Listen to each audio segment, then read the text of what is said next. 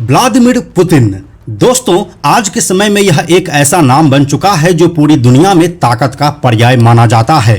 Vladimir Putin रूस के राष्ट्रपति हैं और यह कोई नई बात नहीं है, बल्कि पिछले 25 सालों से वह इस पोस्ट पर बने हुए हैं। जहां पूरी दुनिया अमेरिका के सामने कंपटीशन करने से घबराता है, वहीं रशिया इकलौता ऐसा देश है जो अमेरिका को सीधा टक्कर देता है। यह रशिया के लिए कभी संभव नहीं हो पाता अगर उसके पास पुतिन जैसा राष्ट्राध्यक्ष नहीं होता। लेकिन व्लादिमीर पुतिन की कहानी हमेशा से एक ताकतवर शख्स की नहीं रही है। वह एक ऐसे शहर में पैदा हुए जो दूसरे विश्व युद्ध में तबाह हो चुका था, जिसके बाद बड़ी मेहनत से वह सोवियत यूनियन की खुफिया एजेंसी केजीबी में जासूस बने और फिर उसी एजेंसी के चीफ की पोस्ट तक पहुंचे। फिर समय बदलने के साथ ही वह अपनी शख्सियत के बूते रूस के राष्ट्रपति की कुर्सी पाई और पिछले 25 सालों से वह यहाँ पर जमे हुए हैं। तो क्या रही है रूस के राष्ट्रपति व्लादिमीर पुतिन की अब तक की कहानी और कहां से उनको इतनी ताकत मिलती है? आइए आपको बताते हैं सब कुछ आज के इस वीडियो में। हेलो एंड नमस्कार, मेरा नाम है प्रशांत और आप देख रहे हैं बेजोड़जोड़ा.com का यूट्यूब चैनल। दोस्तों, दूसरे विश्व युद्ध के दौरान सोवियत यूनियन के लेनिनग्रेड शहर, जिसे अब सेंट पीटर्सबर्ग के रूप में जाना जाता है, इसको हिटलर की जर्मन सेना ने 872 दिनों तक सीज करके रखा था। यहाँ पर इतनी ताबड़तोड़ बमबारी हुई थी कि यह शहर पूरी तरह से तबाह हो चुका था। फिर जंग के बाद लेनिनग्रेड को फिर से बसाने का प्रयास किया जाने लगा। इसी दौरान 7 अक्टूबर 1952 को यहाँ पर व्लादिमीर पुतिन का जन्म होता है। व्लादिमीर पुतिन के पिता व्लादिमीर स्पिरिडोनोविच सोवियत नेवी में थे और उनकी मां मारिया पुतिन एक फैक्ट्री में काम किया करती थी। पुतिन के दादा स्पिरिडोन पुतिन सोवियत नेता व्लादिमीर लेनिन और जोसेफ स्टालिन के चीफ शेफ थे। हालांकि जंग के बाद उनका परिवार बेहद गरीबी में अपना जीवन जी रहा था। व्लादिमीर पुतिन का बचपन तबाह हो चुके शहर लेनिनग्रेड के कम्युनल्का में गुजरा। यहाँ पर कई परिवारों के साथ उनको किचन और बाथरूम शेयर करना पड़ता था। पुतिन के अनुसार, मैं एक सामान्य परिवार से संबंध रखता हूँ और लंबे समय तक ऐसे ही जिया हूँ। मैं एक सामान्य और औसत बच्चे की जैसे ही रहा करता था। साल 1960 से 1968 तक व्लादिमीर पुतिन लेनिनग्रेड के प्राइमरी स्कूल नंबर 193 में जाते थे। 8वीं पास करने के बाद उन्होंने हाई स्कूल नंबर 281 में एडमिशन ले लिया। इन स्कूलों में किताबी बातों के अलावा यह भी बताया जाता था कि पश्चिमी देश एक शैतानी दुनिया है जिसका काम सोवियत यूनियन के खिलाफ साजिश रचना और उसे तोड़ना है। जब पुतिन 12 साल के हुए तो उन्होंने सोवियत रेड आर्मी द्वारा विकसित मार्शल आर्ट्स सैम्बो और जूडो की क्लास ज्वाइन कर ली। लेकिन पुतिन की मां को यह फैसला पसंद नहीं आया था, जिसके बाद जब भी पुतिन जूडो क्लास के लिए घर से निकलते तो उनकी मां बड़बड़ाते हुए कहती कि यह फिर से अपनी फाइट के लिए जा रहा है। इन्हीं दिनों सोवियत यूनियन में the shield and the sword नाम का एक नॉवेल काफी फेमस हुआ। इस नॉवेल पर एक सीरीज भी बनी जिसमें लीड एक्टर को सोवियत यूनियन के जासूस के तौर पर दिखाया जाता है। 15 साल के पुतिन इससे काफी प्रभावित हुए और इसी के बाद पुतिन को सीक्रेट एजेंट बनने का एक ऐसा शौक लगा कि 9वीं क्लास में ही वह लेनिनग्रेड स्थित खुफिया एजेंसी केजीबी के ऑफिस में जा पहुंचे। जब वहां पर रिसेप्शनिस्ट ने उनसे पूछा कि तुम यहाँ क्या कर रहे हो, तो पुतिन बोले, मुझे केजीबी ज्वाइन करनी है। इस पर रिसेप्शनिस्ट ने कहा कि केजीबी में डायरेक्ट ज्वाइनिंग नहीं होती है। अगर तुम लॉ की पढ़ाई पूरी करो और केजीबी के लिए अप्लाई करो तो तुम्हारा सिलेक्शन हो सकता है। पुतिन के एक स्कूल टीचर का कहना था कि 5वीं क्लास तक पुतिन ने अपने लिए कुछ भी नहीं सोचा था, लेकिन उनमें एनर्जी और एबिलिटी बहुत ज्यादा थी। पुतिन को लैंग्वेज में रुचि थी और उनकी याददाश्त बहुत अच्छी थी। साथ ही उनका दिमाग भी बहुत तेज चलता था।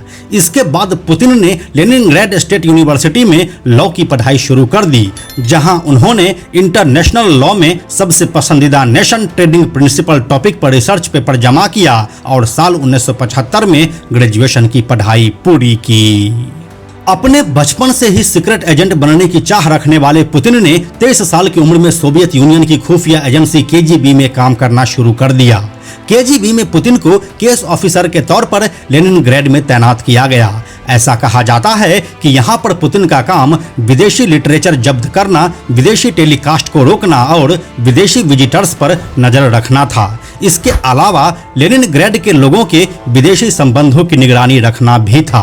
उनके जॉब में आने के बाद एक बार पुतिन के फैमिली फ्रेंड ने उनसे पूछा कि तुम लेनिनग्रेड में क्या काम करते हो। इस पर पुतिन ने बड़े ही रहस्यमयी तरीके से जवाब दिया था कि मैं लोगों के साथ घुलने मिलने में माहिर हूं और यही मेरा काम है। इसी बीच पुतिन को उनके एक दोस्त ने मूवी शो के दौरान उसे ल्यूडमिला ओचेरत्नाया से मिलवाया। पुतिन को ल्यूडमिला बहुत अच्छी लगी और वे दोनों अक्सर मिलने लगे। ल्यूडमिला सोवियत संघ की ऑफिशियल एयरलाइंस एरोफ्लोत में एयर होस्टेस थी। ल्यूडमिला से मिलने के 3 सालों के बाद पुतिन ने उन्हें प्रपोज किया और 28 जुलाई 1983 को दोनों ने शादी कर ली। इस शादी से पुतिन को 2 बेटी हुई। पुतिन की बड़ी बेटी मारिया वोरोत्सोवा का जन्म 1985 में लेनिनग्रेड में और छोटी बेटी कातेरिना तिखोनोवा का जन्म 1986 में जर्मनी में हुआ था। अपनी शादी को लेकर पुतिन का कहना है कि अगर मैं 2-3 साल में शादी नहीं करता तो पूरी जिंदगी अकेले ही रहता, क्योंकि मुझे बैचलर्स जैसे रहने की आदत हो गई थी। इसके बाद अब साल 1984 में मॉस्को के यूरी एंड्रोपोव रेड बैनर इंस्टीट्यूट में पुतिन ने आगे की ट्रेनिंग ली। इसके बाद साल 1985 में उन्हें केजीबी में मेजर की रैंक मिली। उन्हें ट्रांसलेटर का कवर देकर सीक्रेट एजेंट के तौर पर जर्मनी के ड्रेसडेन भेजा गया। यहाँ पर पुतिन का काम पॉलिटिकल इंटेलिजेंस और जानकारी इकट्ठा करना, खबरियों को तैनात करना, नेताओं की पर्सनल जानकारी जुटाना और नाटो की हलचल पर निगरानी रखना था। अब आता है साल 1989 और यह साल पुतिन के लिए बहुत महत्वपूर्ण होने वाला था। इसी साल के नवंबर महीने में स्थानीय लोगों ने जर्मनी के ड्रेसडेन में पुतिन के ऑफिस में हमला बोल दिया। इस हमले से परेशान होकर पुतिन ने लोकल रेड आर्मी चीफ को फोन करके मदद मांगी तो उन्होंने कहा इसके लिए मॉस्को की मंजूरी चाहिए और मॉस्को अभी चुप है। ये बात पुतिन के दिमाग में घर कर गई। इस दौरान पुतिन की जाबाजी भी देखने को मिली जब पुतिन ने ड्रेसडेन में सोवियत कल्चरल सेंटर और केजीबी विला की कई फाइलें प्रदर्शनकारियों से बचाई थी, जो केजीबी और स्टासी समेत कई खुफिया एजेंसी के काम की थी। जिसके बाद जनवरी 1990 में पुतिन जर्मनी से लेनिनग्रेड वापस आ गए और केजीबी के लेफ्टिनेंट कर्नल पद से इस्तीफा देकर एक्टिव रिजर्व में शामिल हो गए। साथ ही पुतिन लेनिनग्रेड स्टेट यूनिवर्सिटी के रेक्टर के सहायक के तौर पर काम करने लगे। कुछ समय बाद पुतिन यूनिवर्सिटी के पूर्व लॉ प्रोफेसर अनातोली सोबचाक के सलाहकार बन गए। सोबचाक वही प्रोफेसर थे जिन्होंने पुतिन को कॉलेज के दिनों में पढ़ाया था। यहाँ से अब अनातोली सोबचाक यूनिवर्सिटी छोड़कर लेनिनग्रेड सिटी सोवियत काउंसिल का चेयरमैन बनने के लिए पॉलिटिक्स में आ गए। चेयरमैन के चुनाव के दौरान पुतिन ने सोचबाक के लिए कैंपेन में उनकी हेल्प की। पुतिन की मेहनत का नतीजा पॉजिटिव निकला और सोचबाक लोकतांत्रिक रूप से चुने गए लेनिनग्रेड के पहले चेयरमैन बन गए। इसके बाद अब साल 1991 में सोवियत यूनियन टूटने के बाद लेनिनग्रेड शहर सेंट पीटर्सबर्ग बन जाता है। फिर धीरे धीरे सोबचाक पुतिन के राजनीतिक गुरु भी बन जाते हैं और अब बीतते समय के साथ सोबचाक ने पुतिन को एक्सटर्नल रिलेशंस ऑफिसर बना दिया था। इस दौरान पुतिन केजीबी का भी काम करते रहे थे। फिर साल 1994 में उन्हें सेंट पीटर्सबर्ग का डिप्टी मेयर बना दिया गया। इसके बाद उन्होंने बड़े ब्यूरोक्रेट्स और नेताओं से रिश्ते बनाने शुरू कर दिए। इसके बाद अब साल 1996 में उनके राजनीतिक गुरु सोबचाक मेयर का चुनाव हार गए तो पुतिन ने सेंट पीटर्सबर्ग से रूस की राजधानी मॉस्को का रुख किया। यहाँ पर आते के साथ ही वह मार्च 1997 में रूस के पहले राष्ट्रपति बोरिस येल्त्सिन के प्रेसिडेंशियल स्टाफ के डिप्टी चीफ बन गए। साल 1991 में सोवियत यूनियन के खत्म होने के बाद केजीबी भी खत्म हो गई थी। उसकी जगह रूस की नई खुफिया एजेंसी एफएसबी बनी और जुलाई 1998 में पुतिन एफएसबी के डायरेक्टर बना दिए गए। इसके बाद मार्च 1999 में पुतिन नेशनल सिक्योरिटी काउंसिल के हेड बने। फिर 1997 से लेकर 1999 के बीच केवल 2.5 साल में पुतिन ने कई बड़े पदों पर काम किया। इस दौरान रूस के राष्ट्रपति बोरिस येल्तसिन को लेकर रूस की जनता काफी नाराज थी, क्योंकि वो कहीं भी कभी भी शराब पीने लगते थे और नाचने लगते थे।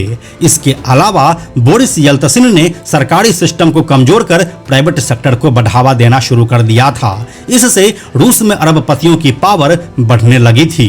बोरिस येल्तसिन का द फैमिली नाम से एक सलाहकार ग्रुप था। इस ग्रुप में बोरिस की बेटी तातियाना, राष्ट्रपति के फॉर्मर चीफ ऑफ स्टाफ और तातियाना के पति वैलेंटिन युमाशेव, तत्कालीन चीफ ऑफ स्टाफ अलेक्जेंडर बोलोसिन और बिजनेस टाइकून बोरिस बोराजोस्की शामिल थे। इसके बाद पुतिन ने इनसे भी दोस्ती बढ़ा ली। यही वो लोग थे जो रूस का पूरा सिस्टम चलाते थे।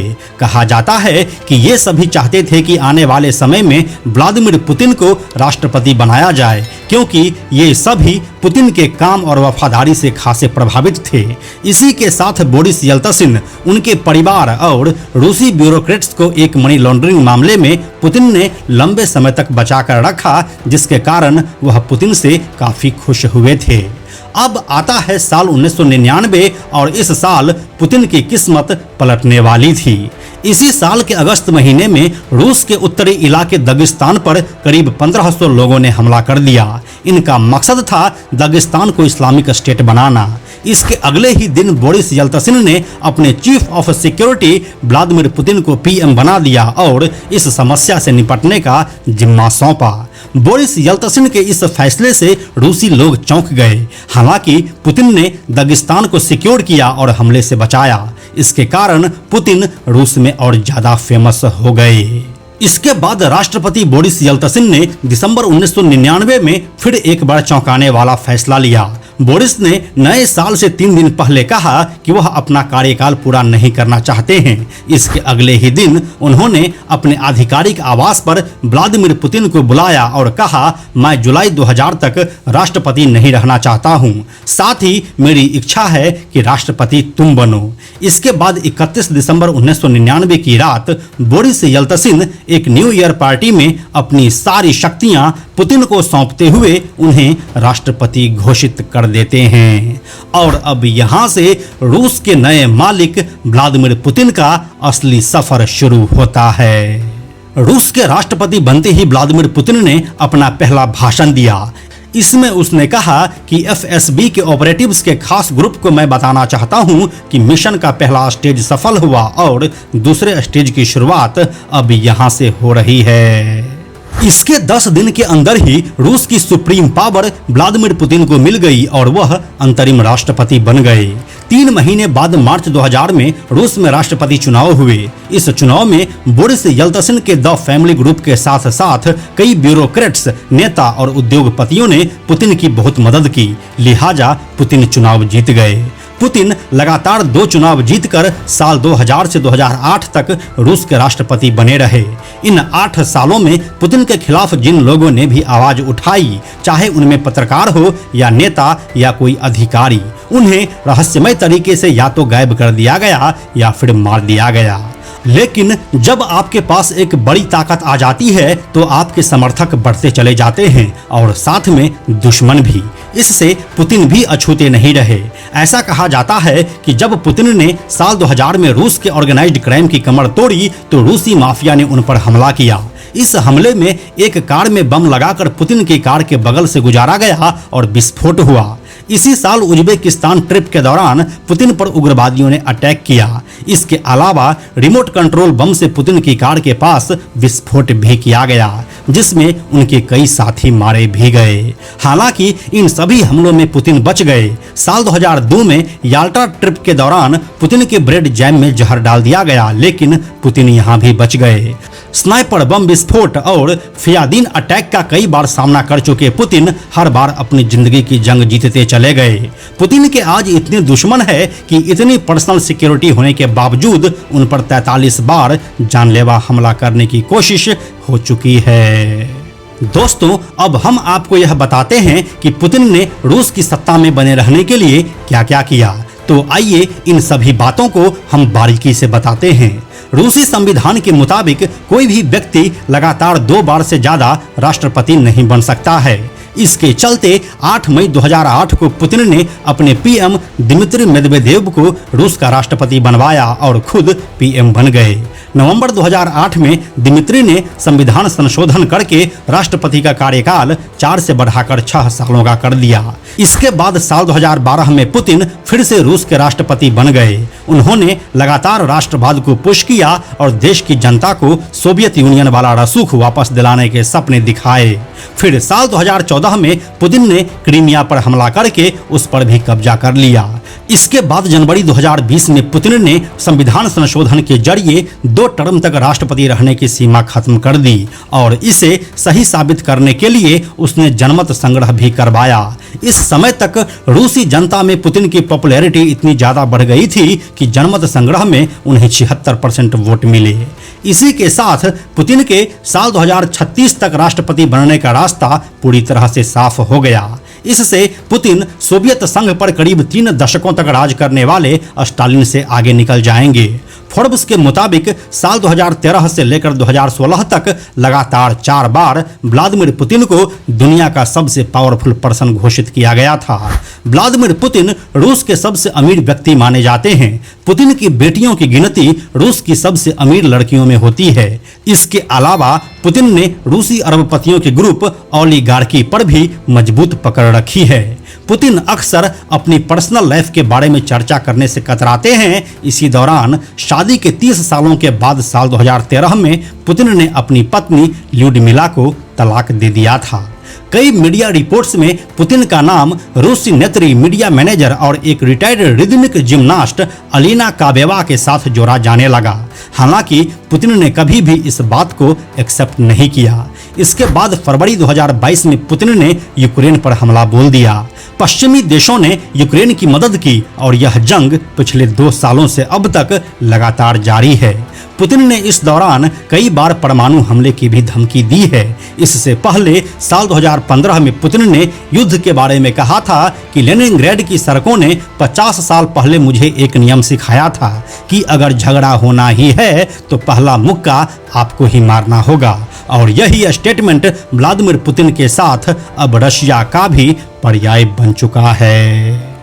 तो दोस्तों, यही थी रूसी राष्ट्रपति और दुनिया के सबसे ताकतवर लोगों में शुमार व्लादिमीर पुतिन की असली और पूरी कहानी। इस कहानी के संदर्भ में अपनी राय आप हमें कमेंट सेक्शन में लिखकर जरूर बताइए। हम जल्दी मिलते हैं आपसे एक और नए कहानी के साथ में हमें एक और जरूरी बात आपसे कहनी है कि आप में से 97% ऐसे लोग हैं जो बेजोड़ जोड़ा के हमारे वीडियोस को देखते तो हैं लेकिन हमारे चैनल को सब्सक्राइब नहीं करते हैं। ऐसे लोगों से हमारी हाथ जोड़कर विनती है कि अगर आपको हमारी कहानी पसंद आती है तो हमारे चैनल बेजोड़ जोड़ा को सब्सक्राइब जरूर कीजिए। अंत में एक और ज़रूरी बात, हमने बेजोड़ जोड़ा का एक टेलीग्राम चैनल भी बनाया है जहां आपको हमारे सारे वीडियोस के लिंक सबसे पहले मिल जाएंगे। इसलिए आप लोग टेलीग्राम पर भी हमसे जुड़ें। टेलीग्राम पर हमसे जुड़ने के लिए सिंपली आप टेलीग्राम ऐप के सर्च में जाकर बेजोड़ जोड़ा लिखिए और चैनल पर जाकर ज्वाइन बटन क्लिक कर दीजिए। आप हमसे जुड़ जाएंगे। यह वीडियो अगर आपको पसंद आया तो इसे लाइक और शेयर जरूर करें। आने वाले वीडियोज़ के लिए बेजोड़ जोड़ा को सब्सक्राइब करके बेल आइकन को टच करना ना भूलें। Thank you so much.